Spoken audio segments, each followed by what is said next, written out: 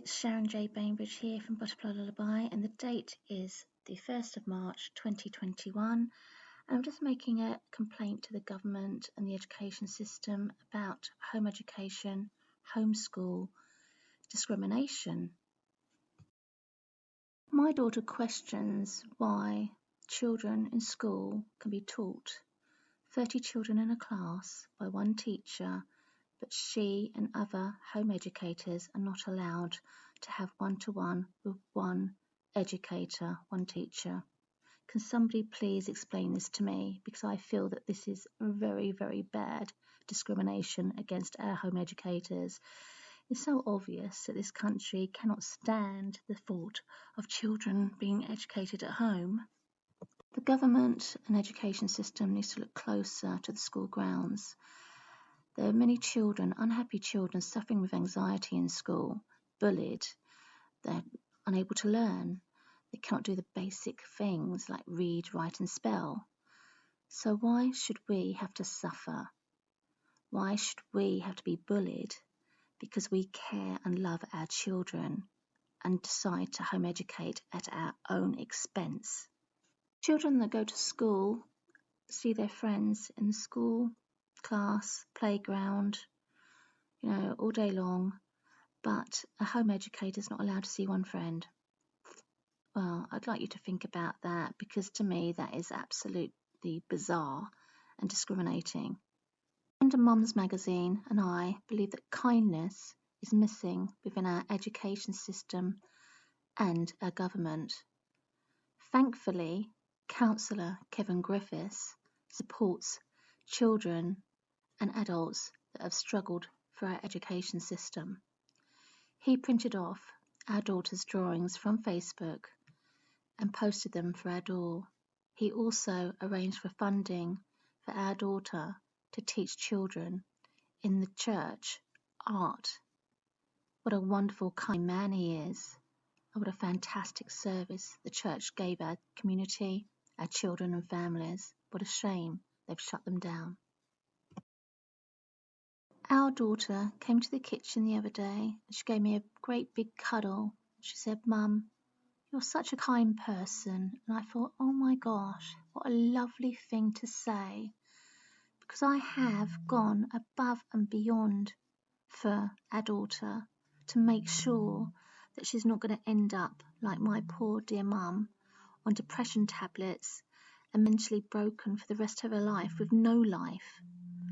I didn't want that for her. I wanted a better life, a life of freedom, a life of fun.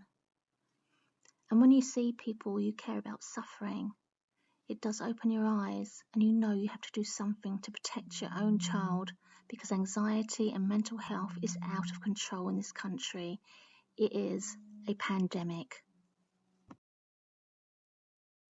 So I really hope that people will share this video and comment below on YouTube and comment on Facebook. Leave me a comment on Facebook, show you care, because that's all we need. If we had support from other people, this sort of thing would not be going on. Our children would have equal rights because they deserve it. So I'm going to leave you with our home education story of how the education system not only let me down with ITA English twaddle, but let my daughter down, and they're still letting our children down today. Many children are leaving school not being able to read, write or spell because they do not know how to educate a different mind. Jane, I would like to talk to you with regards to ITA English and dyslexia. There's a link to the UK British NHS system, which is a healthcare system, and it's to do with dyslexia. People with dyslexia often have good skills in other areas, such as creative thinking and problem solving. This is our very clever dyslexic daughter, Melody Angel. Here she is in our local library with a letter from Dork Diaries author Rachel Renee Russell. School books sent both my daughter and I to sleep. They were boring. She would copy for fear of getting told off. Our daughter was very sadly bullied by some teachers, forced to stand up in class and read aloud and say her times tables, all things the teachers knew she struggled with. Bad teachers teach children to bully others. Melody could hardly read or write in school. I changed that. And my heart breaks because so many children in school are struggling to read and they're not being diagnosed with dyslexia and they're not getting the proper help and support to allow them to love reading and writing.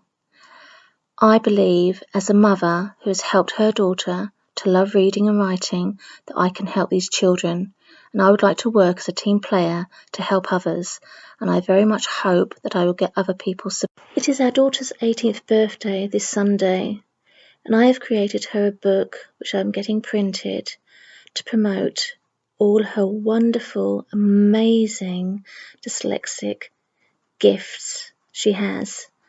She can sing, she can play the guitar, cello, she's a wonderful creative writer, and she loves books, which is fantastic for dyslexic. There's so many things she can do. Her art as well is absolutely outstanding. But that's the thing, you see. Here in this world, we concentrate all on the negative to do with dyslexia and not on the positive. Melody, you are unique. You never crawled, you rolled. And guess what? Rolling is faster than crawling.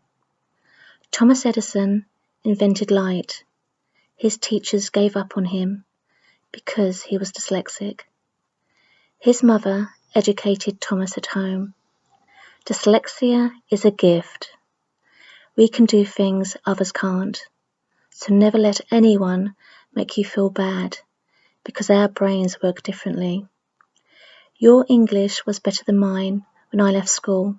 Your art, story and songwriting skills are outstanding, and I am proud beyond words that you love books. Here's a letter from Rachel Rennie Russell addressed to my daughter, Melody, and in it she states how she supports home education. So thank you very much, Rachel, for being so kind. I'd also like to thank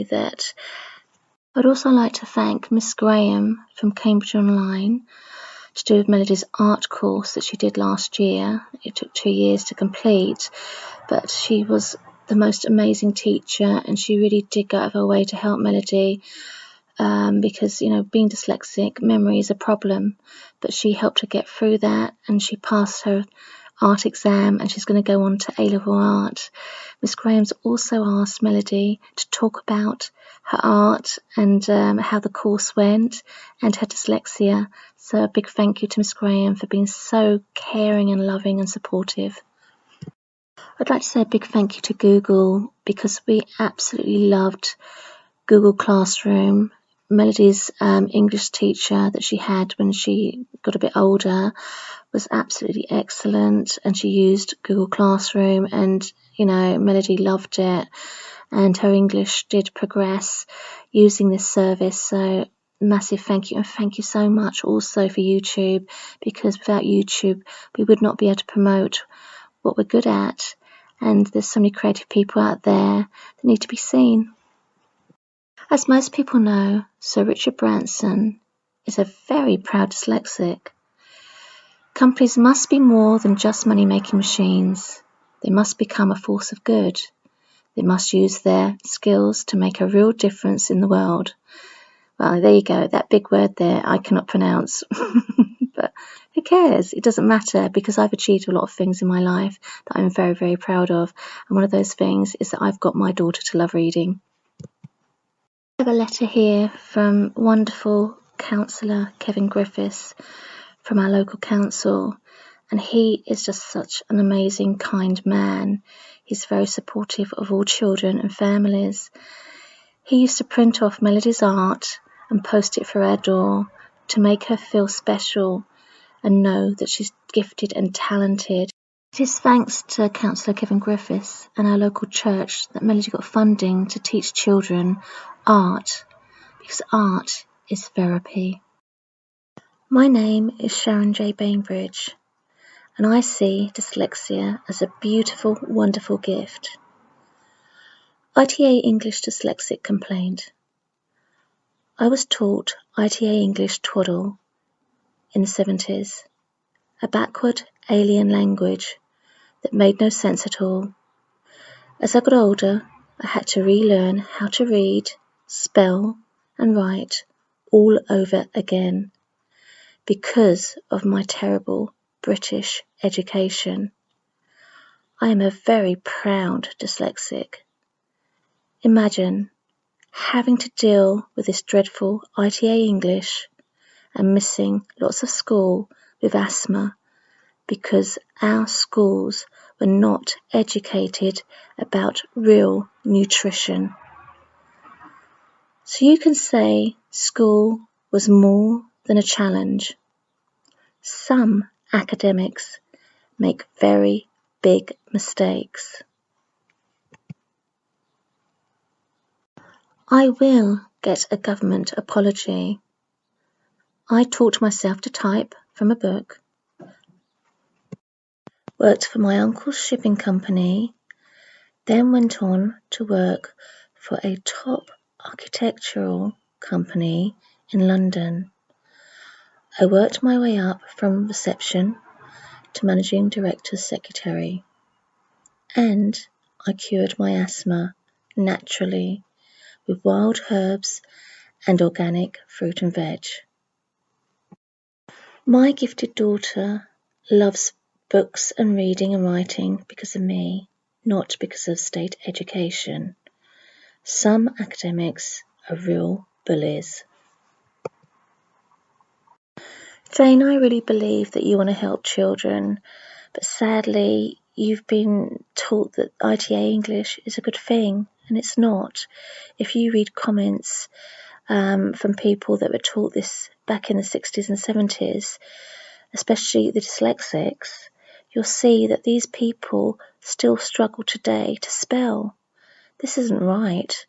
So I would like to work with you and show you how I got my daughter Melody to love reading and writing. Very fortunate to know Councillor Kevin Griffiths, who is also Deputy Mayor, and I've shown him this idea of the Certificate of Achievement, and he's very interested in it. So I'm hoping this year something exciting is going to happen within our schools here in the UK and overseas. Certificate of Achievement for children and adults who struggle with the academic school system. Many children, especially dyslexics, autistic and other children, struggle with our British academic school system.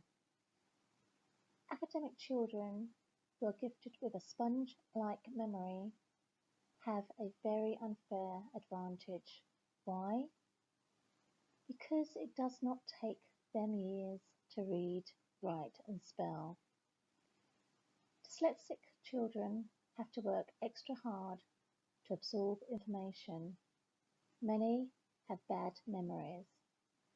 Children and adults should be issued certificates of achievements that prove they are good at something.